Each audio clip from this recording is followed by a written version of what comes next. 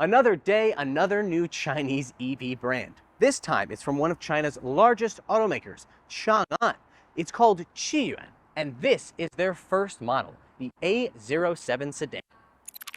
Welcome to Wheels Boy, where we cover the newest, coolest, and wildest vehicles from the Chinese car market. Be sure to like, subscribe, and hit the bell.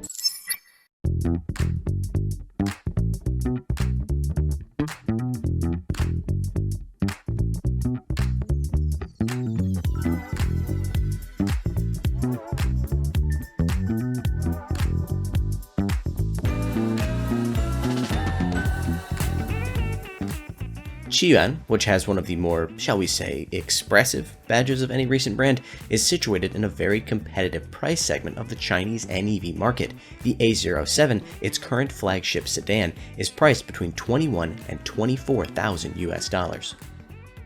I've spent a lot of time looking at this car, both in person and in photos, and I can't help but feel like the mission statement given to the designers was design something that feels inoffensive. Don't get me wrong, this is a handsome design. I just can't really find anything distinctive about it. If it came out, say, 4 or 5 years ago, it would be a revolution. But in 2023, I think it kind of has a hard time standing out among the millions of Chinese EVs that are roaming the roads here. The A07 can be had as a pure EV or an extended range EV. Time to open the hood and find out which one we've got. Dun dun dun dun dun, big reveal. This is the extended range EV. That means under this black plastic cover is a naturally aspirated 1.5 liter 4-cylinder. This uses a generator for both the motor and the battery pack. The battery pack is a, let's see if I can get the vibe for it, lithium iron phosphate, 28.4 kilowatt hours with a CLTC range of feeling like 200 kilometers.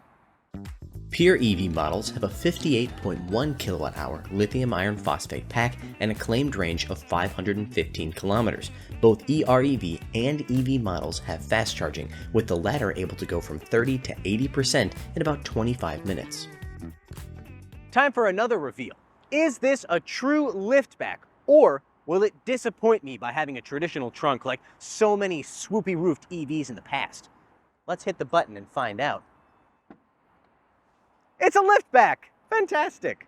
In here we have 450 liters of space to put whatever you want, and if you lay down the back seats, it's up to 1,100 liters. This is an electrically operated trunk, so obviously it has a button here used to open and close it, but this button is a little different than those that I've seen before it. If you look closely, it says 2X lock. What that means is, if I hit that button twice, not only will it close the trunk lid, it will also lock the entire car. That means if you were to want to maybe take something out of the car and then walk away from it, you wouldn't then have to take your keys out of your pocket and lock the car. I find it hard to believe this has never been done before, but it's at least the first time I've ever seen it. Qiyuan is positioned as a more luxurious alternative to another line of Changan EVs called Deepal, with which this A07 shares a platform. I think that positioning is represented in the exterior design, which is far less aggressive, but is it reflected on the interior? Despite the fact that their price ranges are only separated by a few $1,000s, I would say that, yeah, this thing does feel a bit more premium than the SL03. That's in terms of both style and material quality. In terms of style, it kind of splits the difference between the SL03, which really mimics the Tesla Model 3, and a neo form of minimalism. That includes the use of this flowing dashboard design with these high-tech looking materials. It's kind of a combination wood grid pattern. I gotta tell you, one of the hardest parts of my job is trying to come up with ways to describe the weird materials that I find in these cars. Whatever you want to say about it, it at least looks pretty interesting. In specific areas, at least, the material quality also feels a little bit upgraded compared to the Deepal. Take, for example, the Alcantara or micro suede headliner right here, which really does feel quite premium. There's still plenty of hard plastic. The aforementioned wood tech pattern stuff over here is very hard, as is this, but maybe it's because there's not just an oppressive black color like the SL03, but the whole thing does feel a little bit more upscale. There are also some upgrades, or at least differences, when it comes to the features inside of the car. For example, they've deleted the digital instrument cluster of the SL03 in favor of an HUD, which is available on all but the cheapest trim level. If you were to get the cheap trim level, you would have to make do with the driver information that's available on the left side of the 15.4-inch center screen. It's a very Tesla-style UI. The final thing that I noticed, and I think probably the one that makes me feel like this feels like the most premium or a more premium interior than the SL03, is the fragrance system down here. Now, this is available in other cars in this price point, but I really like the way they've integrated it into the center console, as opposed to kind of hiding it in the glove compartment. They turn it into an actual design element. I think it looks really nice. Sharing a platform with the Deepal SL03 means it also shares some of its compromises, particularly in the back seat. As in the SL03, headroom is at a premium, and there's only one USB port. The A07 measures about 10 centimeters or a few inches longer than the SL03, but none of that is in the wheelbase, which remains an identical 2.9 meters. That leaves you a very decent amount of legroom, but to reiterate, not a lot of headroom in these kind of swoopy roof design. You also only have one USB port. To provide a positive, however, I gotta say, these rear seats are pretty darn supportive and comfortable. Are you interested in buying this or any other Chinese vehicle and you don't live in the US or Canada? Reach out to us via email at sales@wheelsboy.cn. We can connect you with a reliable exporter of Chinese cars.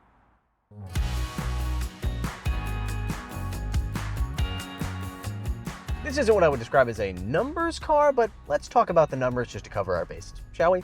This thing has a single rear-mounted electric motor making 160 kilowatts and 320 newton meters of torque. That motor will push it to 100 kilometers per hour in 7.8 seconds. That's not going to let your hair on fire, but then again, that's not really why you buy a car like this, now is it?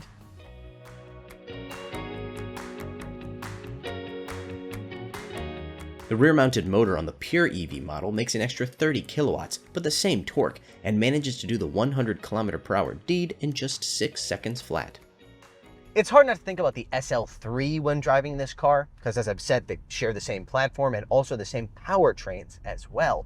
The SL03, it's not my favorite EV sedan, if I'm being honest. I feel like it's compromised by the fact that, one, it has a seating position that feels more like an SUV than a sedan, but it also has a suspension that is at both times too hard to be really that comfortable, but also too soft to be as sporty as you kind of expect it to be, considering the exterior styling. The A07 has no such issue. This thing has a one-track mind. Comfort. Just comfort. This is actually the type of vehicle that I really love. One that knows exactly what it's supposed to be. And what it's supposed to be is a big, soft sedan that will get you comfortably from point A to point B. Think of this like a Chinese Toyota Avalon. It has no pretensions of sportiness, unlike the SL03, and it isn't sporty at all. This thing rolls over like a dog in the corners, and the steering is very light and very vague. It's not quite as bad as some Chinese EVs that I drive, where getting steering feedback feels like trying to, high-five somebody through a mattress, but it's definitely on the soft, comfortable, easy-to-drive end of the spectrum. The suspension is really softly damped. It feels very, very comfortable over things like potholes and speed bumps. Not something I could say about the SL03, which had kind of a more brittle feeling to it when going over bumps. This thing would make a really comfortable highway cruiser, a good road trip car. Big trunk space, really comfortable ride, and it also comes standard on all trim levels with level 2 ADAS. That means automatic emergency braking and all these other kind of systems, but it also has lane keep assist, lane centering. One thing it doesn't have, which very few but some cars in this price category do have, is an automatic lane change system. That's not available in this car. You're going to have to change lanes on your own, but I trust you'll be able to manage.